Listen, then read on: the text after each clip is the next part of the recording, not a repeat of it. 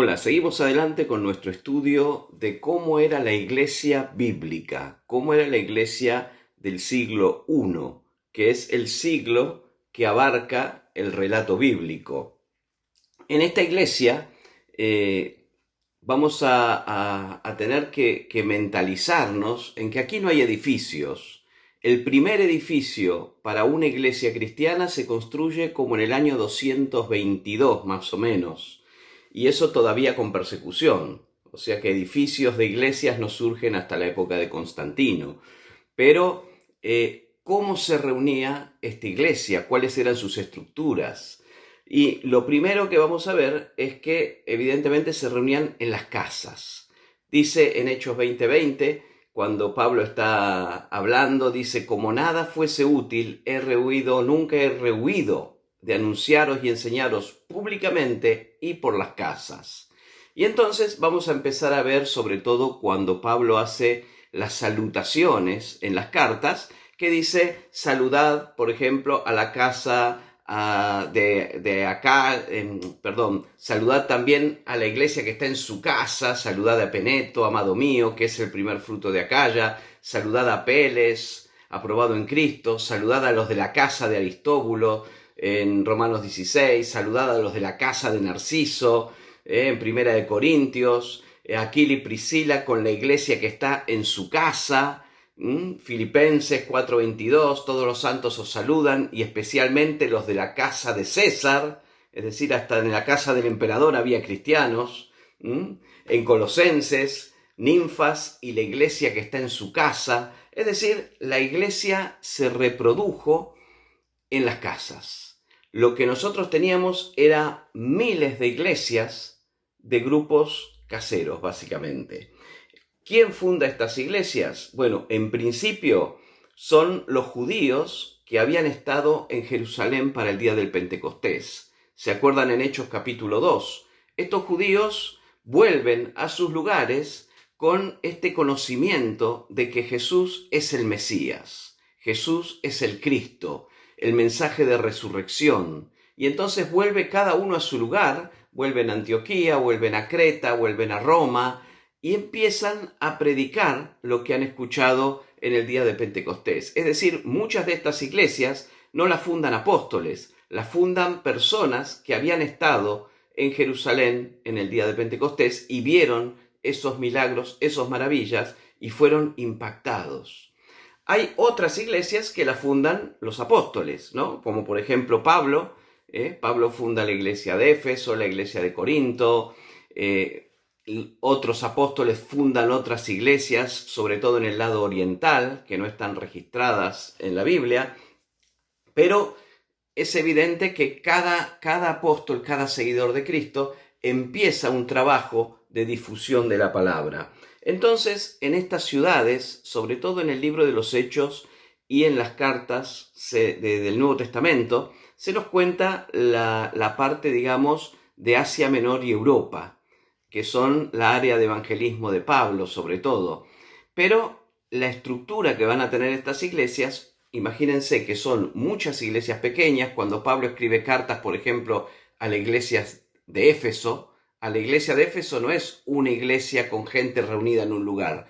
La iglesia de Éfeso son cientos de reuniones caseras. Entonces esas cartas son circulares. Eran cartas que se escribían porque había algunos problemas determinados y había que reforzar la doctrina que Pablo había enseñado cuando había fundado esa iglesia, por ejemplo. Entonces, cada grupo de estos tenía sus líderes, tenían hombres y mujeres que lideraban estos grupos.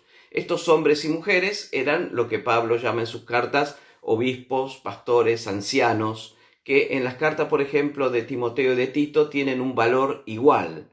Es decir, eran básicamente líderes de grupos pequeños de cristianos.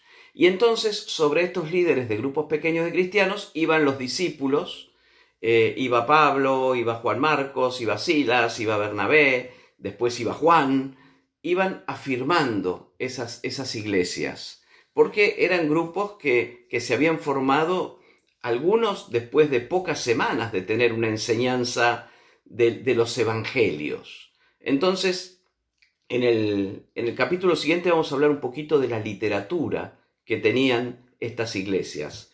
Pero cuando uno se imagina estas iglesias, se tiene que imaginar grupos pequeños, liderados por personas que no tienen un seminario. Los seminarios no existen. Lo único que tienen estas personas son algunas semanas de enseñanza con los discípulos, y ellos están llevando este grupo adelante. Y estos grupos crecen. ¿Por qué? Porque está la guía del Espíritu Santo, que es una de las cosas básicas que Jesús dejó para la iglesia. Entonces, el liderazgo era así. No había una jerarquía como nosotros la vemos hoy en día. Había sí un respeto a la función de los apóstoles, un respeto a la gente que había estado cerca de Jesús. Acuérdense, todavía estamos en los años 50, 60, estamos poquitos años después de la ascensión de Jesús. Entonces, esta iglesia también va tomando formas de acuerdo a la estructura social de sus sociedades. Cada grupo pequeño tiene gente, algunos son iglesias más pobres, otros son iglesias con gente más pudiente, porque dentro de la iglesia la gran mayoría era gente humilde, pero también dice la palabra que había mucha gente prominente. Había gente, por ejemplo, los de la casa de César eran empleados de la casa del emperador de Roma. Había también mujeres prominentes de Berea. Habla en varios lugares de gente que estaría en una buena posición social. Incluso cuando Pablo escribe su carta a Filemón, también le habla a una persona que tiene una posición social importante. Entonces también se van a dar algunos problemas sociales en la iglesia, pero eso lo vamos a ver en otro capítulo posterior. Hoy lo que estamos viendo es solamente cómo era la iglesia. La iglesia también responde a los movimientos, o los grandes movimientos históricos y políticos que hay en ese momento. Por ejemplo, en Roma, en el año 49, el emperador Claudio expulsa a todos los judíos. Al expulsar a todos los judíos, evidentemente expulsa a los cristianos también, porque recordemos que la primera iglesia cristiana surge de entre los judíos. Entonces, cuando Pablo lleva esta explosión a Europa y a lo que es Asia Menor, entonces empieza un proceso de gentilización de la iglesia. Cuando Claudio expulsa a los judíos de Roma, ¿quién queda en Roma? Van a quedar los gentiles dentro de la iglesia. La parte judía de la iglesia es expulsada, pero quedan en Roma aún los gentiles que eran cristianos. Entonces, de a poco, cuando Pablo va por las ciudades predicando, él predica primero a los judíos, pero cuando es rechazado por los judíos, algunos aceptan a Cristo, pero la mayoría lo rechazan. Él predica a los gentiles, y entonces empieza un proceso de gentilización. ¿Qué pasa con la iglesia de Jerusalén? La iglesia de Jerusalén es una iglesia que es la madre de todas las iglesias. Y esta iglesia tiene un suceso muy importante en el año 70, con la destrucción de Jerusalén por parte de los romanos y la expulsión de todos los judíos de Jerusalén. Hasta este momento, desde la crucifixión de Jesús hasta el año 70, esta iglesia de Jerusalén había enviado misioneros a otras regiones, era pastoreada por Santiago. Digamos que Santiago fue el primer pastor de esta iglesia poderosa, de esta iglesia, primera iglesia enviadora, esta primera iglesia madre de todas las iglesias. Santiago era el pastor y Pedro era, digamos, la fuerza, el evangelista, el expansionista. Entonces, Pedro era el líder nato de la cristiandad, pero Santiago era el pastor de Jerusalén. Cuando Roma echa a los judíos de Jerusalén, la iglesia cristiana, Santiago muere, ¿no?, antes de que esto suceda, y los cristianos que quedan en la iglesia de Jerusalén son expulsados de Jerusalén y se establecen en Pellas, que era un lugar al oriente del Jordán, en lo que hoy sería Jordania.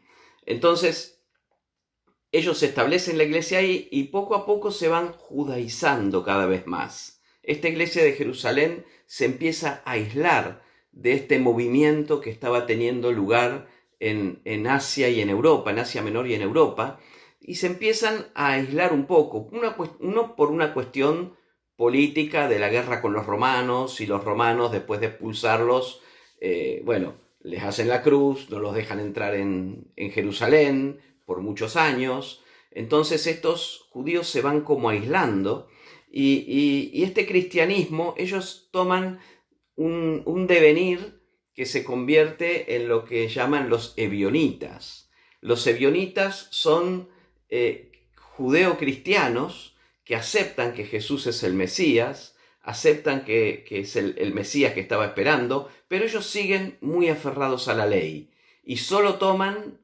como escritura básica el Evangelio de Mateo, que es el Evangelio que le escribe a los hebreos. Entonces, en este devenir de cosas, estos ebionitas van aislando lo que fue la iglesia de Jerusalén. Ahí es donde la iglesia de Jerusalén pierde, digamos, la importancia que tenía en estos primeros años de cristianismo, y empiezan a ganar importancia ciudades como Antioquía, como Éfeso, como Corinto o como Roma. Entonces, ciudades que han sido gentilizadas, porque con estas guerras de los romanos con los judíos, también ha habido estos rifirrafes. Los que han quedado, digamos, sosteniendo la iglesia han sido los cristianos gentiles. Entonces, ahí es como comienza, después de este año 70, 80, llegando al final del siglo I, este proceso de gentilización de la iglesia, y este proceso donde el peso de la difusión del cristianismo, bíblicamente, todavía estamos hablando solamente de lo que la Biblia enseña, bíblicamente este peso empieza a ser llevado hacia la parte de Grecia, de Europa y de Turquía. Así que bueno, tenemos esta primera estructura eclesiástica donde son todos grupos pequeños, un montón de líderes, hombres y mujeres de grupos pequeños que son soportados, ayudados por los apóstoles, por los que tenían más conocimiento, que habían estado con Jesús, y sobre todo por el apóstol Pablo, que es quien más aparece en las historias bíblicas. Seguimos en la próxima, vamos a hablar de qué literatura usaban estos grupos.